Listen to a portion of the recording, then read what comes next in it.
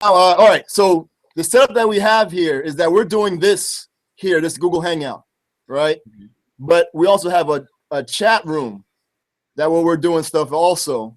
And there's this thing called Blab now, where it's basically, it's kind of like Periscope and Meerkat, but it's like multiple people talking to each other. Okay. Also, you know what I'm saying? So we have that going on. We have somebody from Israel in there. In our chat room, we got somebody from Alaska. So okay. It's kind of cool, you know what I'm saying? So, and yeah, word. Okay, cool. All right, let me get this going. All right, cool. So we got that. All right, cool. So we're about to be on there. I'm gonna go through the tracks we just played, and then I'll bring you an introduction. Sounds good. Cool. All right, cool. We'll get down again. All right.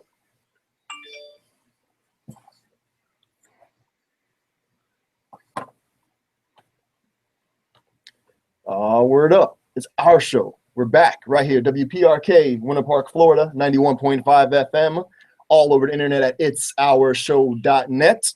And yeah, our special guest is on time, which is awesome. Oh, that's such a great thing. But let me go through the joints we just played. Right now, instrumental in the background, homegrown Ozone Orlando hip hop. Big shouts to Love is the Truth, A-Rose, and MetaChild. Word. When they're not rhyming and singing and they're producing, they go by Qualia Qua. Qualia space Qa. And this one is called The Hasty Swordsman. All right, before that, we had some goodness from Jered Sanders with Who Am I? Joins Crazy. Before that, Erick Sermon featuring Syleena Johnson with Serious. Before that, we had Scarface featuring John Legend with God. Before that, we had Capone and Noreaga featuring Tragedy with Future. And then we saw some homegrown Ozone Orlando hip hop with homie AMiAM. Once again, killed it at This Way in the Morning again broadcast. I heard. Featuring Copywrite, Reks, and DJ Stranger, called Sound of a Genius. All right, cool. So now we got that going. All right, I want to introduce our guest. Let me bring him up from here. All right, cool. Now this gentleman here, you know what I'm saying? He's declaring war on anybody that sells drugs in our community. Mm-hmm.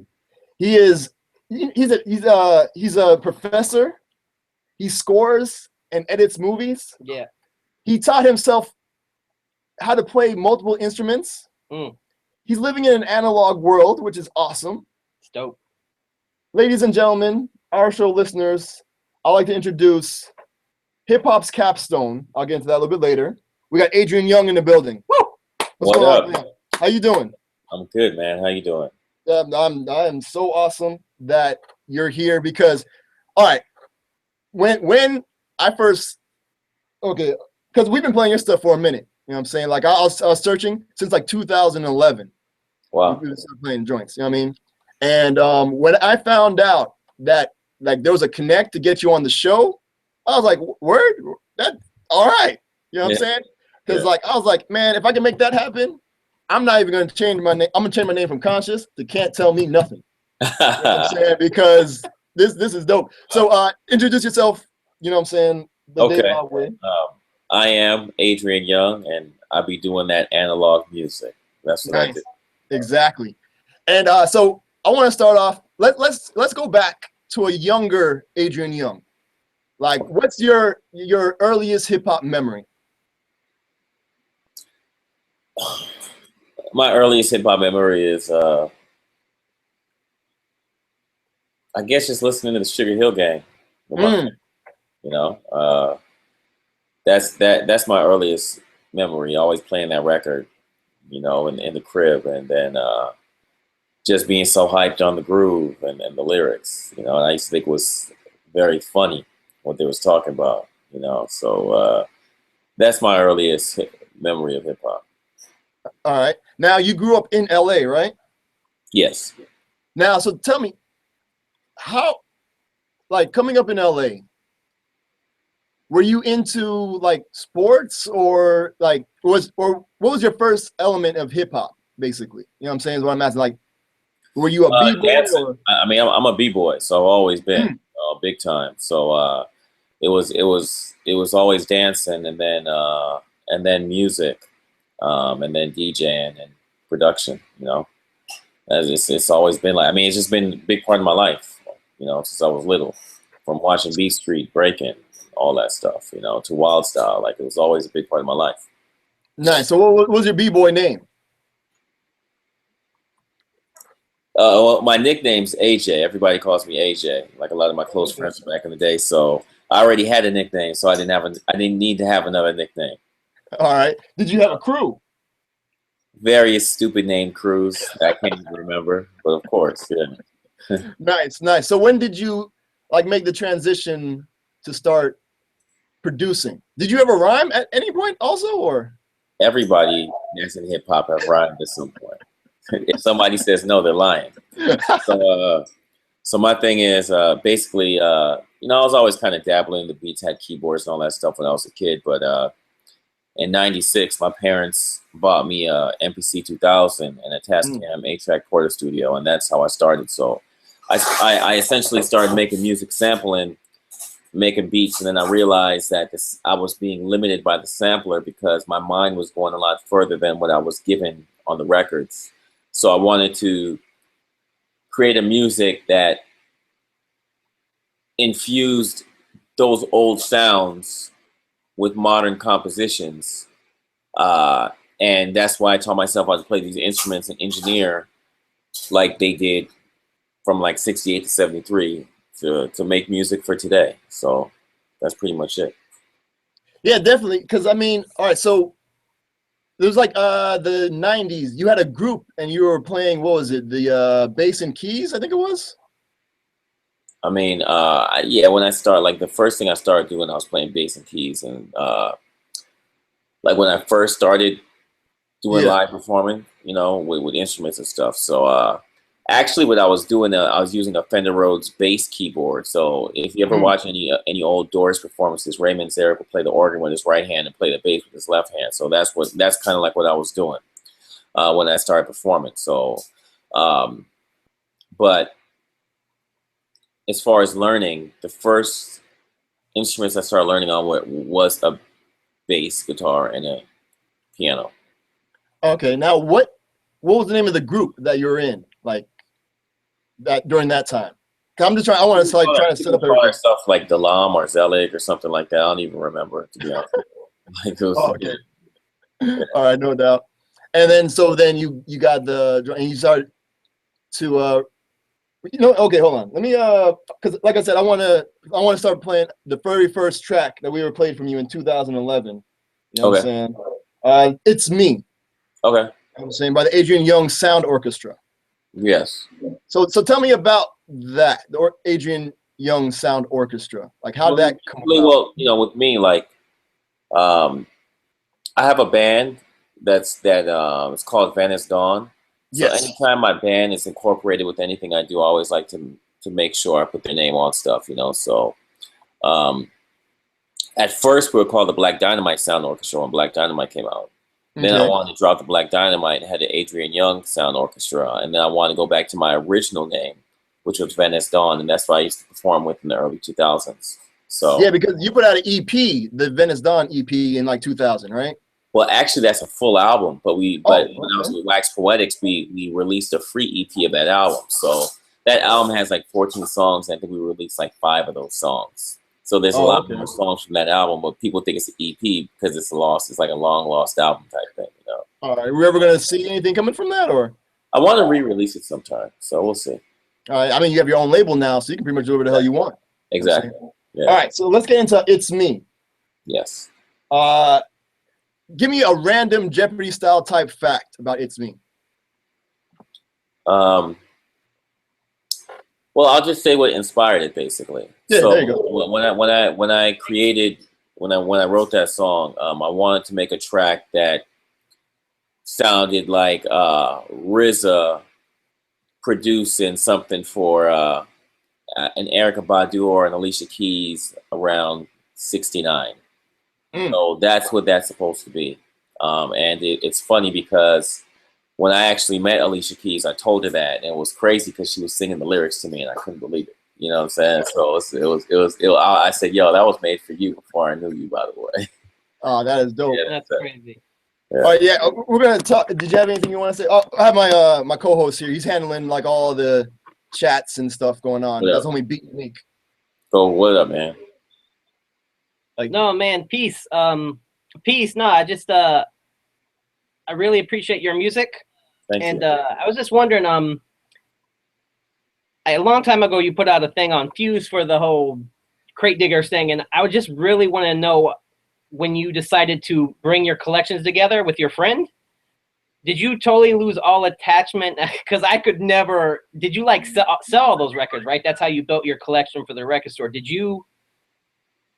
Well, what I did, have any attachment after that? Because I know you started doing a lot of live stuff. You got away from sampling to a point.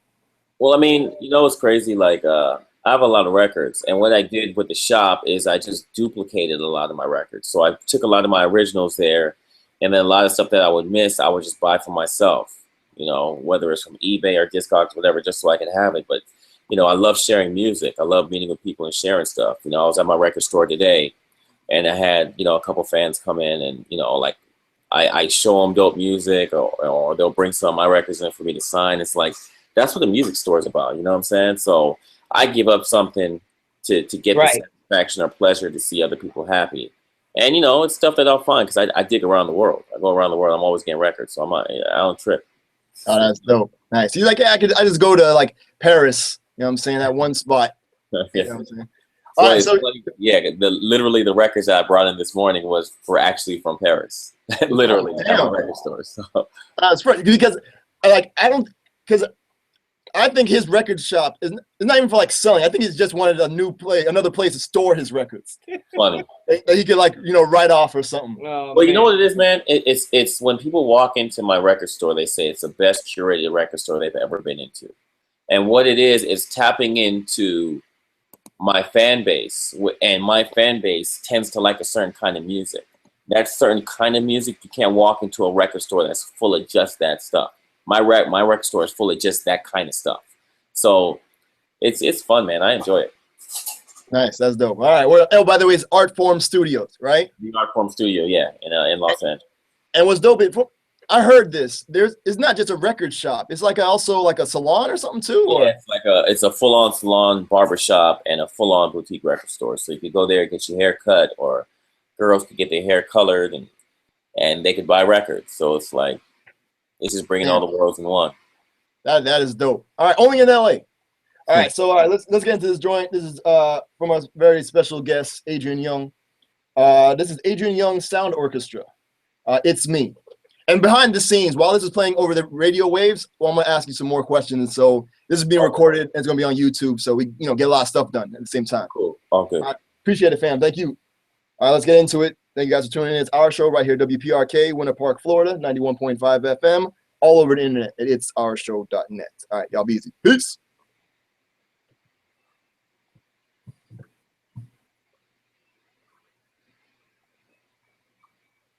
All right, so now, something I wanted to ask you is, what when you're coming up, like with your group, what was the scene like? Like, how did you get your name out there is what basically I want to know. I mean, I got my name out there from scoring Black Dynamite. That's when I really hit the fan, and that came out in 2009. So people that love Black Dynamite tended to also love the music.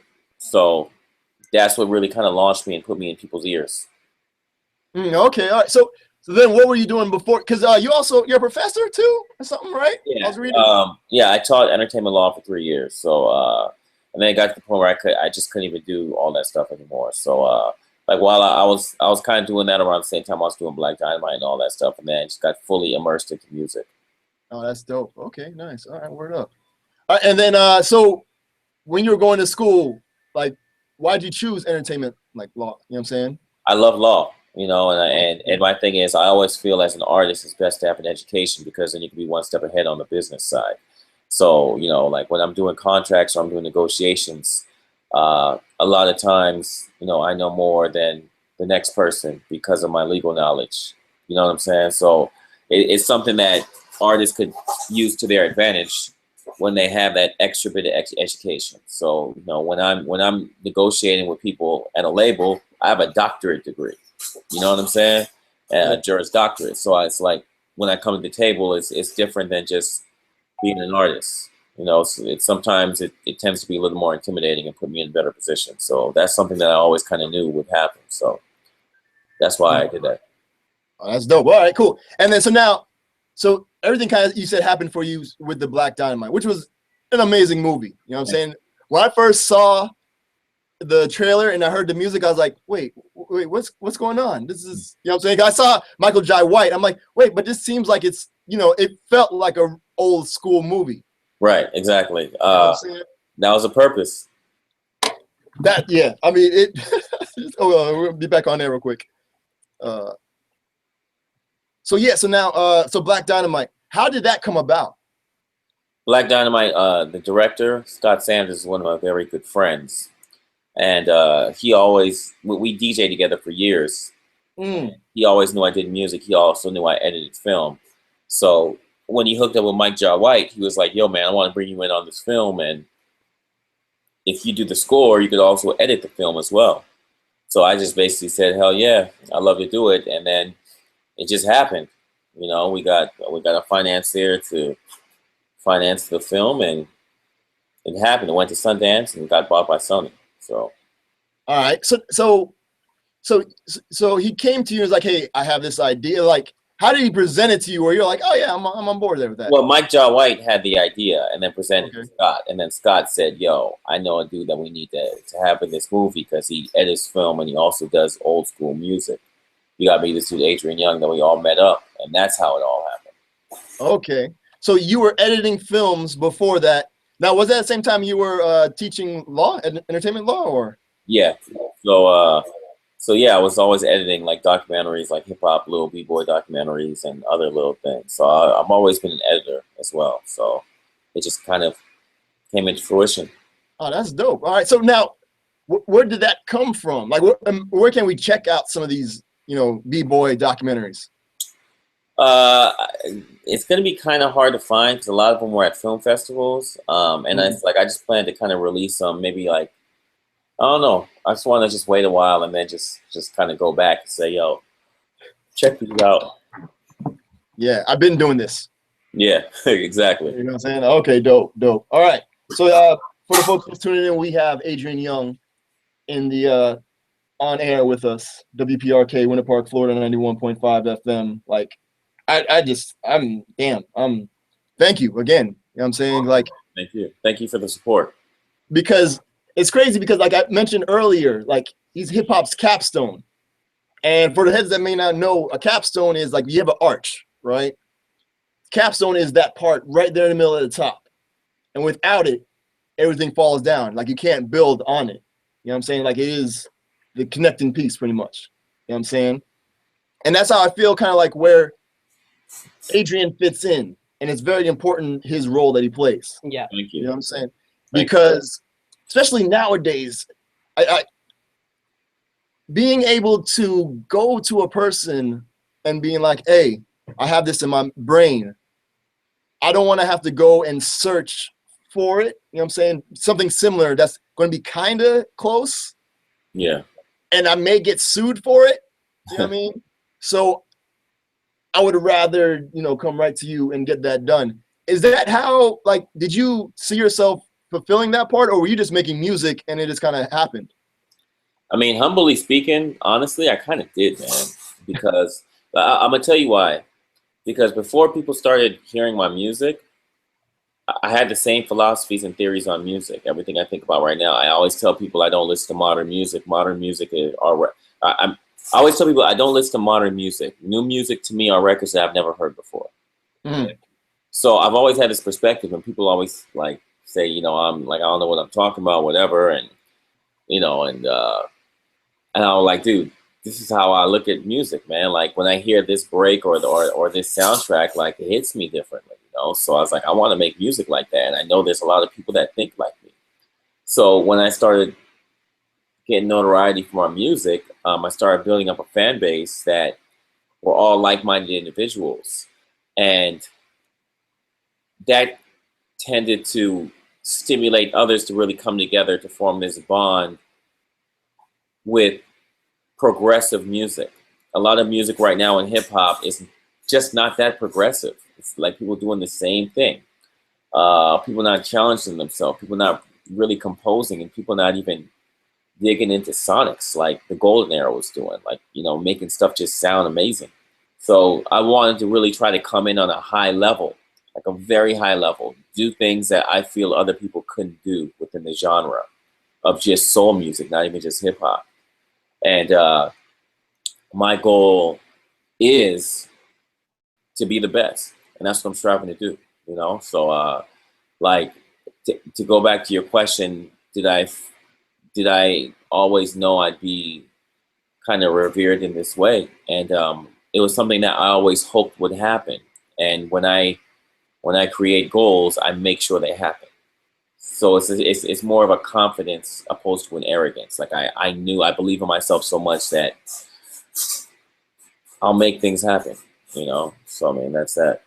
All right. Now, do you remember, like, what was the moment when you were like, were you trying to make a beat from samples or something? Like, what was it where you're like, no, I'm just going to do it myself? Well, when I was sampling stuff, I'd always look for certain samples that I would just have in my head, whether it was a flute type sample or whatever.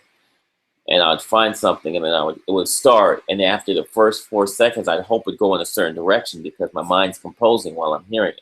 And it would never go where I'd want it to fully go. So I started realizing that my mind was going further than the sample. And at that point, I said, you know what, I have to pick up an instrument so that I could actually make something better than what I'm sampling and make full compositions based on this perspective. All right, all right. And now you're saying, like, by doing that, you met up with like-minded individuals. RZA would happen to be one of those like-minded individuals. You know what I'm saying? Talk about how you and RZA, I guess, connected. Well, RZA is definitely one of my good friends, and he's a mentor, and he was one of my idols before I even was recognized for my music. And when RZA had his label Soul Temple, I put out the first 12 Reasons to Die on that label. Yep. We're listening to Short Shots 1 and 2, the instrumental right now in the background. Okay, dope. So when that came out, or when I was acquired by RZA's A&R to produce that Ghostface album, we just realized how much we were alike, you know. So we just became pretty close, you know. And I love that dude, man. Like, he's just a good dude, and I learn from him every time I'm with him, every single. Because RZA has transcended music, at least in my eyes. You know what I'm saying? Sure. Like, he's one of the few like producers where you can tell there's a pre-RZA and an after RZA. You know what I'm saying? Yeah. Like, he totally changed the face of hip hop and just music in general. Oh yeah. So now, does he float? Because I mean, I don't like. He doesn't like walk like normal people, right? I mean, he doesn't. You know, he's a special person that is very humble and is always trying to learn. You know, and he's learned a lot through his life. He's made a lot of mistakes, and he's went through a lot to become a really good person. You know, and he talks to me about some of these trials and tribulations and things he's went through, and things he's trying to be better at, and he's always just trying to excel and help others, man. And he's like the type of person that I like to surround myself with. I love the way he thinks. I love his lifestyle.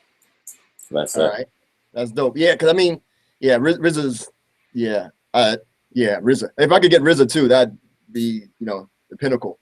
But now, all right, so now the A&R for Soul Temple Music, he hit you up off the strength of Black Dynamite, or? The strength of Black Dynamite and Something About April. So, okay. So those 2 albums. All right, cool. So I'm trying to get like a timeline going. So you had the Venice Dawn before. Yep. Black Dynamite, right? Yep. And then Black Dynamite happened. Right. And then, okay, all right, cool. So you kind of had like a catalog where the guy's like, oh, it's not just like a one-time thing. Okay, all right, cool. Exactly. Yeah, I want because it's important for people to always be making something and putting something out. Exactly. You know what I'm saying? Because when that big thing happens, people are like, oh, he has this whole back catalog of joints. Exactly. So he's official. Exactly. All right, word. Okay, cool. Yeah, I just wanted to try to put it all together for the folks out there. All right, so I'm playing the track right now in the background, the instrumental, Sure Shots 1 and 2. This is off the first 12 Reasons to Die. You and Ghostface. Tell me about when you first, like, how did, the concept is crazy, by the way. And I know it's based off of kind of like horror films, like Italian horror flicks. Yeah. How'd you guys get Italian horror flicks anyway? Like, that's my life. Like, I love old European cinema soundtracks from about 68 to 73. So whether it's like softcore porn stuff to spy thriller to horror, I love all that stuff from back then. So a lot of the sound of that horror, of those horror films, a lot of that sound is identical to Wu-Tang production. So I wanted to really illuminate that genre and create something kind of prolific for hip hop. That's what I wanted to do. That's what I sought to do. And I felt by bringing in the heritage of the Italian soundtrack cinema to a new album with Ghost, I felt like it would be special and strong. And, you know, we got 12 Reasons to Die Part 1, and, you know, within the last month, we just released Part 2. Part 2, yeah, it's crazy. The story. So now the story, though, how did that come about? Like, because you knew you and Ghost were going to be putting together a project, right, beforehand, or? Well, I said that I didn't want to do a Ghostface project unless there was a great story to it. That's what I told the label. Because I said I didn't want to just be a producer doing a Ghostface album. I wanted to do something special and different. So I created the first story, and then C.E. Garcia, one of my really good friends and a member of my band, created the second story for 12 Reasons to Die Part 2. Nice. C.E. Garcia, is he the dude on the bass? Yeah, he plays bass, yeah. Nice. Because I watched that Art Don't Sleep performance. Yeah. I want to talk about that too, because that was nuts. Cool. You know what I'm saying? So, all right. So, B, I think you said you had some people in the chat room want to say something? Yeah. So one of our listeners from Alaska, Chris, he wanted to know how the PRhyme project came about. Oh, we're going to talk about PRhyme. We'll talk about PRhyme. Yeah, we'll talk about PRhyme. Okay. And then Cody has a question too. What's Cody wants to say? Cody wants to know how he sees the future of hip hop going, or the ending up as. Oh, okay. Yeah. So so something kind of metaphysical. Where do you see? Well, hip hop culture is a culture that's supposed to remain a subculture, and that's not supposed to be mainstream. And once it hits the mainstream, the nucleus of it, I feel, starts to fall apart. What's germane to hip hop is the struggle, the people, and it's a struggle that is expressed through art. When the art is not expressing some sort of struggle anymore, in a very cultivated way, everything just starts to deplenish. And I think that's where hip hop's going. Rap music will always be around. People will always be rapping. But as far as hip hop, like the culture, like the elements, it's falling apart. And there has to be people that serve as a conduit to the past. That's one of the things I'm trying to do. So do I think it's going to stay alive? There's going to be a lot of elements of it that stay alive, but there's going to be elements, say, for example, beatboxing, that's not going to be there as much anymore. There's going to be a lot of things that aren't there, but, you know, there will always be a culture somewhere. I just hope it stays as refined as it has been throughout the years. Yeah, I think it's like one of those things where there's like an artist, and you're like, oh, the artist was everywhere. But then after a while, the people say that they fall off, but they went back into like the underground and was doing it like independently, basically. You know what I'm saying? Exactly. Yes, because I think once people aren't like looking at it all the time and like are on something else, you'll see who really loves it. They will keep doing it. Exactly. Some people are just doing it for attention, and then once the attention is gone, then that's it. Right. All right, cool. So let's get into Sure Shots 1 and 2. This is of 12 Reasons to Die by our special guest Adrian Younge and Ghostface Killah, Wu-Tang Clan.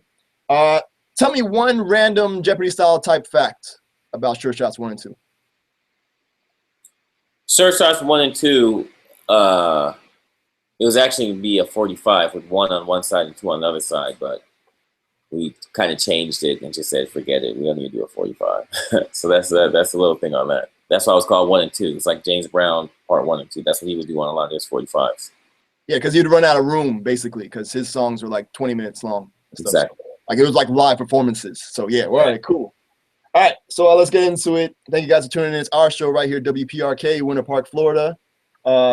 It's our show.net all over the world. And if you guys have any questions, please let us know. It's our show.net. Again, thank you very much. I really appreciate it. This is awesome. All right, cool. Let's get into It's Our Show. Y'all be easy. Peace.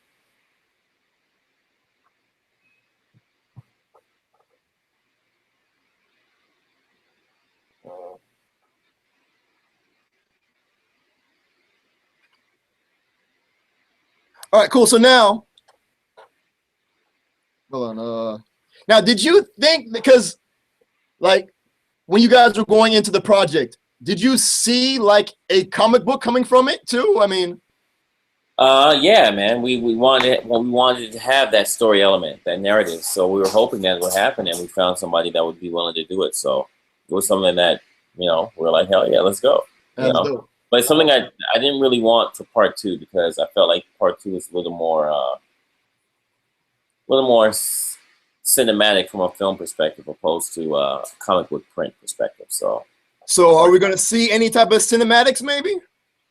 That's what we're talking about. We'll see. We'll see what happens. It all depends, you know. Okay, that's dope. All right, now so tell me, you mentioned RZA told you some story. Like what is, kind of RZA just leaks knowledge. You know what I'm saying? Like what's something that he kind of told you where you're like, damn, all right. Well, one thing he always said was make sure that you put your family first. You know, he said, don't do all this music and travel and not make sure that you keep the home intact. He said, always keep your home intact. So I always take that knowledge with me wherever I go. And I mean, and I saw that in the Shot Through the Heart video. You know what I'm saying? Like I saw it towards the end. I saw a lot of Youngs in the credits. Yeah. You know what I'm saying? Yeah.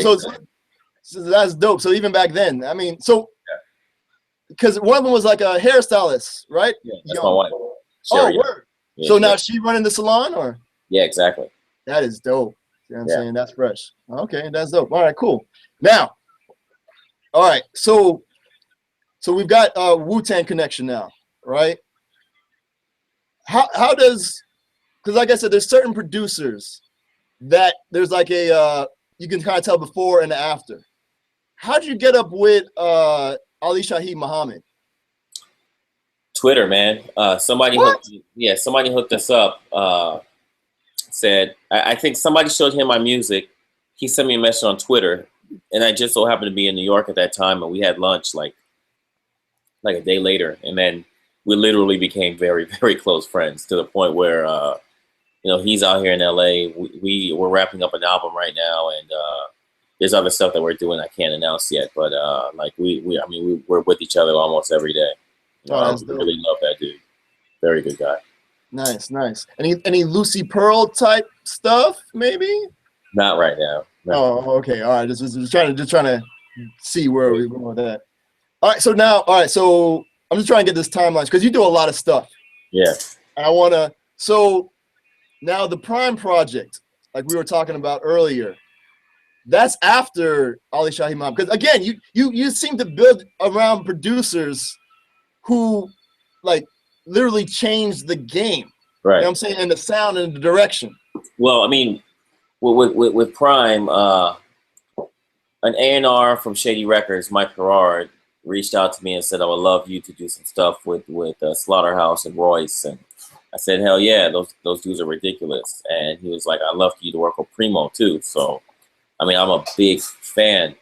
So, make a long story short, he suggested to Primo that he should make an entire album with Royce from Slaughterhouse, sampling just my catalog exclusively. And DJ Premier at first was like, man, I don't know if I could do that, because that's limiting myself. And then he did one, then he did another one, they did another one, and they did another one. He's like, damn, I could do this. And throughout this whole experience, me and Primo became pretty close too, as well as Royce. Like, those dudes are my brothers. And I mean, I learned so much from Primo before I met him and learned even more after. So it was a pleasure. And, you know, PRhyme is still going. Yeah, no, that's dope because now, what was it like? How? My bad. I got all these things I gotta do at the station. My fault. Now, all right. So an A&R at Shady was like, "Hey, I want you to do a project with." And now that's off the strength again, off of the Ghostface. Ghostface, Black Dynamite, and Something About April, and my Delphonics album. Yeah.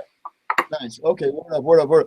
Yeah. No, because I'm not, like I just people just need to understand that things build. You know what I'm saying? Exactly. And I just wanted to get that across. So let me get this thing going. Now, all right. So the PRhyme record. How?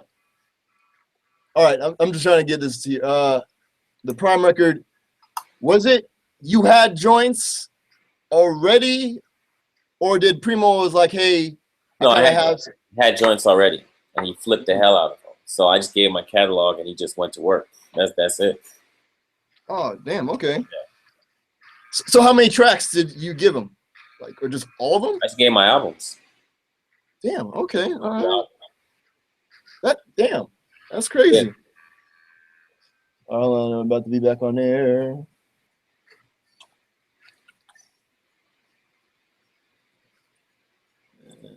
All right, we're back right here, WPRK, Winter Park, Florida, 91.5 FM. We got Adrian Younge hanging out with us, and again, I appreciate this so much that you're, all good, man, with us. You know what I'm saying? All right, cool. So now we were speaking about PRhyme before, and we talked about how we got up with Primo and Royce the 5'9", and were you really familiar with like Royce and everything that he was doing? I was slightly familiar with him. I always knew that he was great. I always knew he was dope, but I didn't really listen to the music at all because I don't listen to any modern music. So when I met him and I started hearing stuff, I was blown away. I mean, he's like one of my favorite MCs of all time. So yeah, he's disgusting. No, because that's why I was wondering, because you said you don't really listen to a lot of modern stuff. I knew you knew about Premier because Premier is that dude, but I was just kind of wondering about the Royce stuff. So now, how do you find out about new music? Like, do people just put you on, or? People always tell me about new music, but I just don't care because new music to me, like new music doesn't inspire me like old records. So it's not that it's not good; it just doesn't inspire me. Okay. So if I listen to old records I've never heard before, that blows me away. New music does not blow me away because it's not recorded tape, and a lot of new music is not based on derivative versions of old music. It's like derivative music of other music that's been made within the last 10 years. None of that stuff really does anything for me. Okay. See what I'm saying? Yeah, not to say it's not good, because there's a lot of dope stuff out there that I'm just sleeping on. But it's just that I'm just have continually been unimpressed with the new stuff that I'm just like, yo, I'm always impressed with dope old stuff that I'm hearing. So why don't you can listen to new stuff? All right. Yeah, because you go for the inspiration, because you always want to create, it seems like. Exactly. Nice. Can't say it better. All right, cool. Now, all right, so I want to play a track off this PRhyme joint. You know what I'm saying? And you said like Primo freaked some of these joints. Like, right. I want to play a track where you were like, you got it back, and you're like, oh, damn, I did that. Yeah, exactly. Like, give me a name, because I want to play that coming up next. Wishing. Oh, with Common. Yeah. Now, did you know Common was going to be on that? I did not know. So when you got it back, you were like, I was tripping. I was like, damn. Yeah, exactly. All right, word up. So we're going to get into that. Give me a one random fact about Wishing. Wishing is sampled from the song Sound of a Man from Something About April Part 1. Okay, all right. So people can go check for that and check out the actual original. All right, cool. So yeah, let's get into that joint. We'll come right back, because I want to go back to the RZA thing and like the mathematics, you know what I'm saying? Because your favorite era of music of all time is 68, 73. You know what I'm saying? So I want to talk about that a little bit. You know, get on some RZA knowledge. All right, cool. So this is our guest, Adrian Younge. For the people that may not know, PRhyme, which is DJ Premier, Royce the 5'9", came together, did a project sampling all of Adrian Younge's music, which is crazy. So anything in the chat room, Beat, or anybody want to say anything? No, they just had those questions right now. Ill Beast had a question about how can artists link up on any projects, as far as like, I guess if they see somebody they like, a producer, what's a good way for them to link up and do a project with the producer? I'll tell you. I'll tell them the best way to do it. The best way to do it is not to send them music to listen to, because when people send me music to listen to, I do not listen to it, because I want to listen to music from people that I actually like, as far as them as a person. So if somebody befriends me and then shows me their music, I want to like their music. If somebody just sends me a random message, hey, yo, check out this video, check out this new tape just dropped, let me know what you think, I'm not listening to it. All so right. that's my advice. Right there. Oh, that's very good advice. That's good info. You know what I'm saying? All right. Because you want to get to know the person themselves. Yeah. Before all that. All right, cool. So let's get into wishing. Cause you got such a, just in like the past like 3 years, you put out a lot of projects. Yeah. You know what I'm saying? And so I kind of want to go through a bunch of stuff to show people like the breadth of your catalog. You know what I'm saying? Okay. All right, cool. So this is PRhyme, DJ Premier, Royce 5'9", sampling Adrian Younge, Wishing featuring Common. And I want to ask you, because another MC, pretty much like, I guess the most, like in the popular mainstream, sampled like 2 year joints for like his Magnum Carter. You know what I'm saying? So of course we're talking about Jay-Z. I want to talk about how that was. Okay. You know what I'm saying? So, all right, it's our show. Thank you guys for tuning in. And be right back. WPRK, Winter Park, Florida, 91.5 FM. All over the internet. It's ourshow.net. All right, y'all be easy. Peace.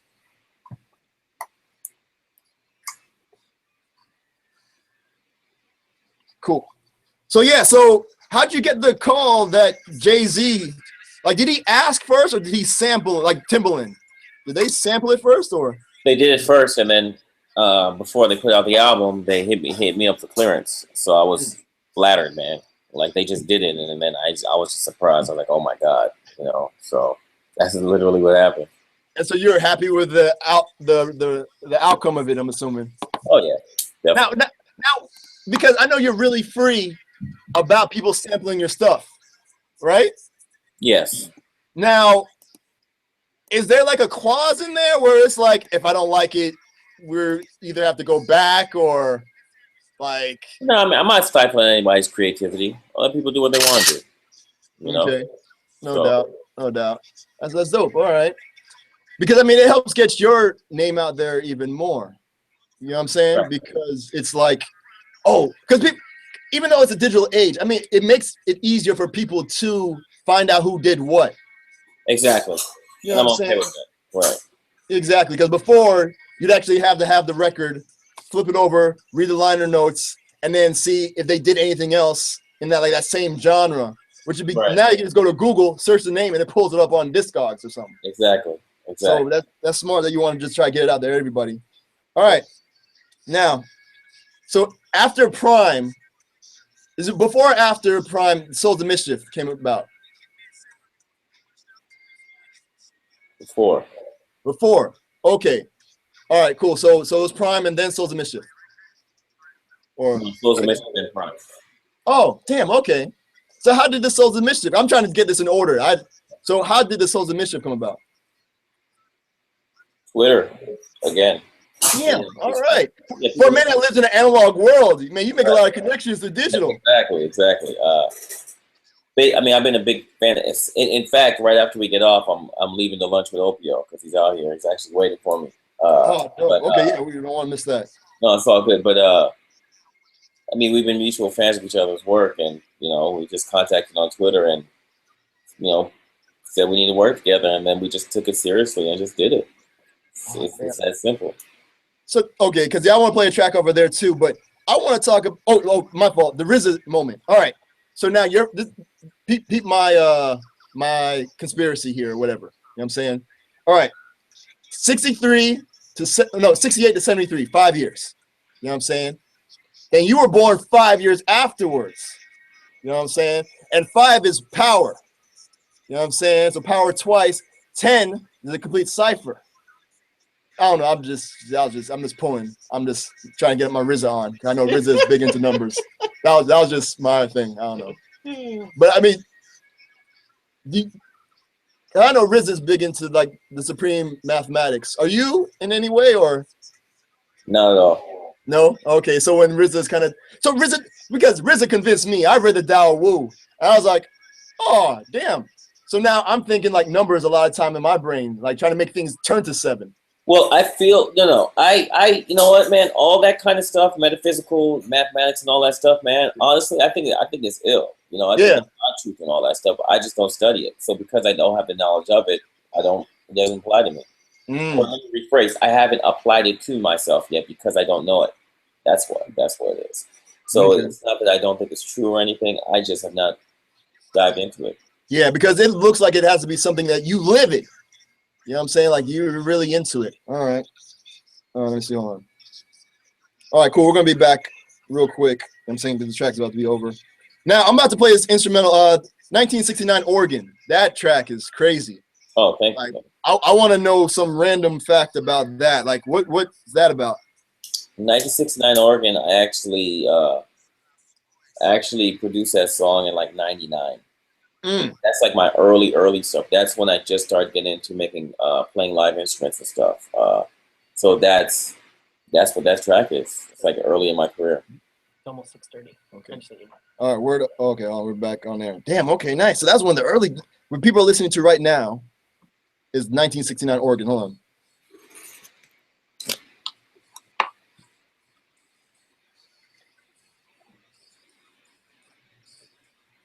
And that track is mean, and that's like one of your early joints. Yeah, exactly. That track is mean. All right, now I want to talk about the live show because, like before, we spoke about. I saw the Art Don't Sleep joint, and I was like, damn, that makes me want to go and see you live. I mean, because people either like dancing or they just kind of look like in amazement. You know what I'm saying? Like you saw like literal jaws dropped. And talk about how important like a live show is, because in those years, your favorite years, 68 to 73, it was pretty much about like live shows, because what was it? Because Soul Train really got popping around that time too. You know what I'm saying? Like the live show is I make music to perform it live. So, okay, that's always the intended purpose. So, you know, when I'm doing it live, it only happens that one time. So it's special, it's unique, it's intimate. That's why I love it so much. It's just another way to express my art. So it's something I take very serious, and I always hope that all my fans could see me, you know, play. And I think I might be around your way in October maybe. So oh, word? I think so. I don't know yet. I got some offers. I'm trying to figure out if I'm gonna take the offer. So we'll see. Oh, please take the offer. You know what I'm saying? Like anything we can do to help. You know what I'm saying? Let me know. You know what I'm saying? Because you already know. Appreciate that, brother. You already know. All right. So now, because going back to the Art Don't Sleep joint, the band that you put together. You know what I'm saying? Like, because I was watching it, and then I saw you go from behind the keyboards to go to exchange places with C.E. Garcia playing the bass. Yeah. I was like, wait, you can just do that? I was like, these guys are just interchanging. You know what I'm saying? Yeah. Talk about like putting that band together, because one dude, he was playing the guitar. I don't know his name, but then he broke out the flute. Yeah, that's Alfredo Ferrari. He's my boy. I mean, basically, these dudes they're dudes I've known for years. I mean, Lauren Oden, the lead singer, I went to high school with him. C.E. Garcia, I went to high school with him. Alfredo Ferrari, the dude that you just talked about on the flute and guitar, he's Garcia's brother. Older white dude on guitar, Jack Watterson's one of my very, very close friends, and he owns a place called Future Music that sells exclusively vintage instruments. So I learned a lot from him, and Dave Henderson's a close friend of all of us. So I mean, we're just tight, you know. And Sadia Yasmin, she's been around within the last like couple of years, and she's a good friend as well. So it's just people I love to be with. That's it. So now, knowing that, like for example, he can play the flute, do you try and include the flute more into your music now? We're like, oh, I could just have him do it, or you know what I'm saying? Like knowing the ingredients you have. No. When I'm making a song, I just want to make the song dope. And then when it comes to performing it, I'll figure out what concessions I need to make in order to try to pull it off on stage. You know what I'm saying? So like that's basically it. Okay. giving you a heads up that my battery on my laptop has 4% left, and I don't have my plug. I'm just letting you know, if I cut out, it's not my fault. Just letting you know. It's just I don't have my plug. Yeah. No, I mean, I appreciate any time that you're giving it to us. You know what I'm saying? Good, so we're going through a lot of stuff. So I want to get into some of the Souls of Mischief stuff. Go for it. So, like, because that story, I know it's based off like a actual event that happened to Souls of Mischief. Like, it's, you know, it's real in them streets, basically. Yeah. But to put together all the pieces, like, was there like a whiteboard or something that you guys had? And like, pretty much, it was like pamphlet. I mean, I'm sorry, notebooks putting together the storyline, because the storyline is based on the incident where they almost lost their lives. Yeah. And I don't want to give the whole story away. That's, you know, they can listen to the album called There Is Only Now. Yep. Mischief. And basically, it would start off on the story is derived from a true incident, and we added facts to that incident to turn into a full story.